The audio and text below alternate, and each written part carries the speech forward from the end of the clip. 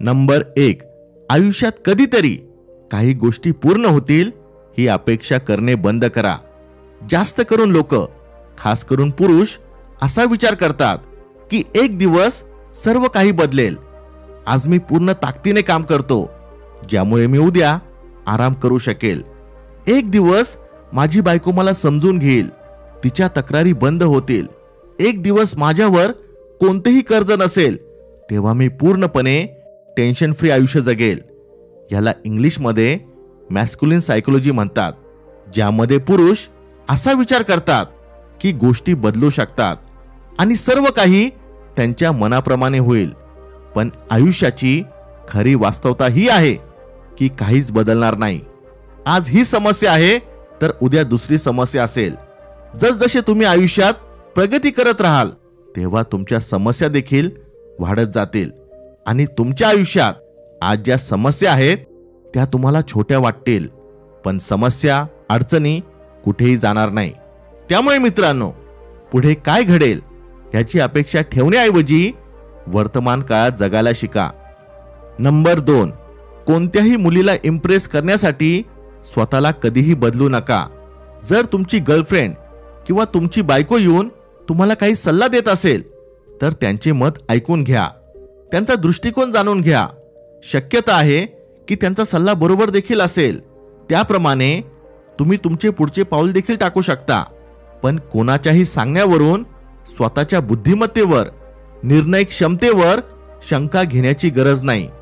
तुम्ही एखाद्याचे म्हणणे किंवा त्यांचा सल्ला काही काळासाठी स्वीकार करू शकता, पण फक्त एखाद्याला खुश ठेवण्यासाठी किंवा त्यांच्याबरोबर राहण्यासाठी स्वतःला बदलण्याची चूक कधीच करू नका. ही चूक तुमच्या नात्यासाठी घातक ठरू शकते, कारण स्वतःला बदलल्यामुळे तुमच्यातला आत्मविश्वास, स्वाभिमान कमी होईल आणि मग हा न्यूनगंड तुमच्या नात्यातले प्रेम कधी संपून टाकेल तुम्हाला समजणार सुद्धा नाही. नंबर 3, तुमच्या रिलेशनशिपपेक्षा तुमचे ध्येय, उद्दिष्टे यांना जास्त महत्त्व द्या. अनेक तरुण ही चूक करतात. जेव्हा एखादी मुलगी त्यांच्या आयुष्यात येते तेव्हा ती मुलगी त्यांच्यासाठी सर्वस्व होऊन बसते. आपल्या आयुष्यातली ध्येय, उद्दिष्टे सोडून ते सगळा वेळ त्या मुलीसाठी देतात. असे करून तुम्ही स्वतःला आणि तुमच्या जोडीदाराला दोघांना फसवत आहात. कारण जोपर्यंत तुम्ही तुमच्या आयुष्यातली ध्येय पूर्ण करत नाही तोपर्यंत तुम्ही सुखी राहू शकत नाही, आणि जोपर्यंत तुम्ही सुखी होत नाही तोपर्यंत तुम्ही दुसऱ्याला सुद्धा सुखी ठेवू शकत नाही. मला खात्री आहे की तुमच्या जोडीदाराचे सुद्धा हेच म्हणणे असेल की तुम्ही तिच्यापेक्षा तुमच्या ध्येयांना जास्त महत्त्व दिले पाहिजे, फक्त ती बोलून दाखवत नाही. नंबर 4, आपल्या कम्फर्ट झोन मधून हळूहळू बाहेर पडा.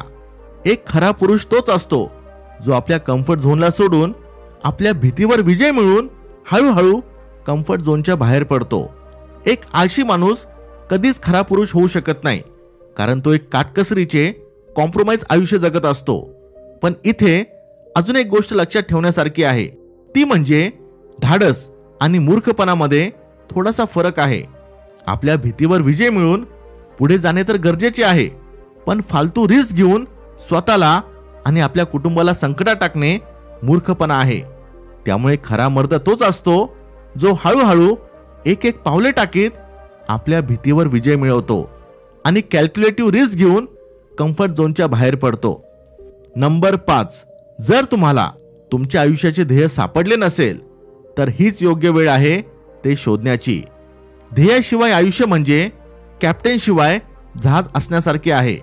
ते जहाज इकडे तिकडे भटकत राहते, पण मुक्कामाच्या ठिकाणी कधी पोचत नाही. त्यामुळे आपल्या आयुष्याचे ध्येय आजच शोधून काढा, नाहीतर आयुष्यात मनासारखी परिस्थिती निर्माण करण्याऐवजी परिस्थितीप्रमाणे तुम्हाला आयुष्य जगावे लागेल. हळूहळू तुम्ही स्वतःला कमजोर, कमकुवत समजत जाल आणि एक वेळ अशी येईल या गोष्टीचा परिणाम तुमच्या नातेसंबंधांवर व्हायला लागेल. नंबर 6, आपल्या आयुष्यात कोणताही बदल घडवण्यासाठी नेहमी तयार राहा.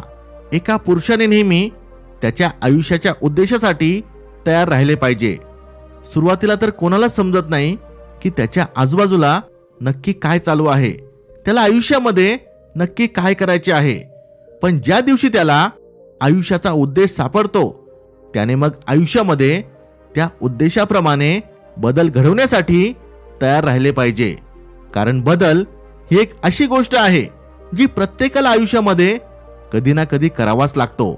आणि जेव्हा आपण हा बदल आनंदाने स्वीकार करतो तेव्हा आपण आपल्या आयुष्याचा उद्देश लवकर गाठू शकतो. नंबर 7, आपल्या कुटुंबाचा कोणत्याही कारणासाठी कधीही वापर करू नका.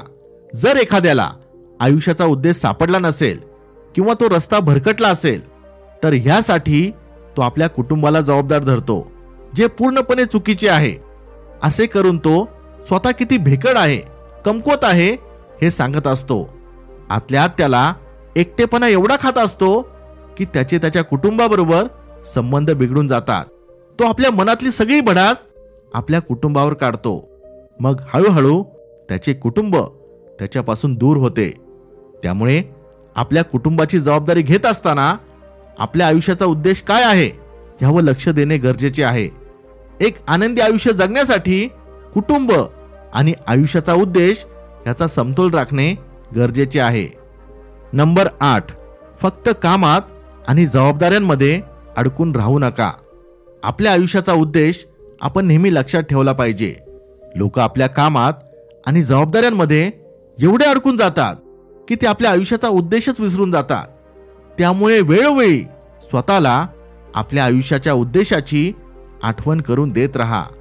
कधीकधी स्वतःबरोबर एकांतात वेळ घालवा, ध्यान धारणा करा.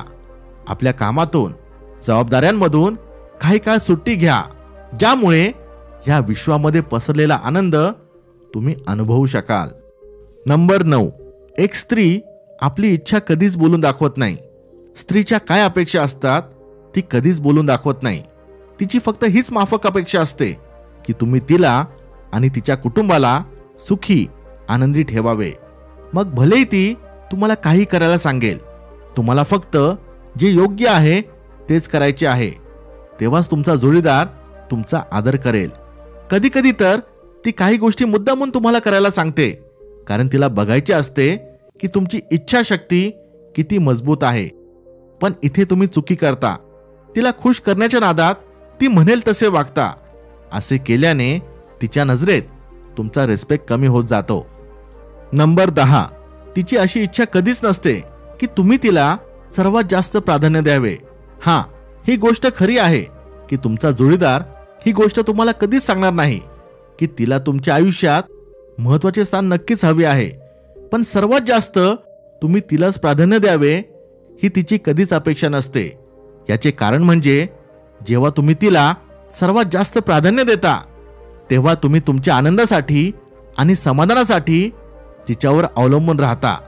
आणि ह्या जबाबदारीच्या ओझ्यामुळे तिला एक स्वतंत्र आयुष्य जगता येत नाही. तिला नेहमी हेच टेन्शन असते की तिच्यामुळे तुम्हाला दुःख तर होणार नाही ना. जेव्हा तुम्ही तिच्यावर जीवापाड प्रेम कराल तेव्हा तिला आनंद तर होईलच, पण तिची इच्छा हीच असेल तुम्ही सर्वात जास्त प्राधान्य तुमच्या आयुष्याच्या ध्येयांना द्यायला हवे.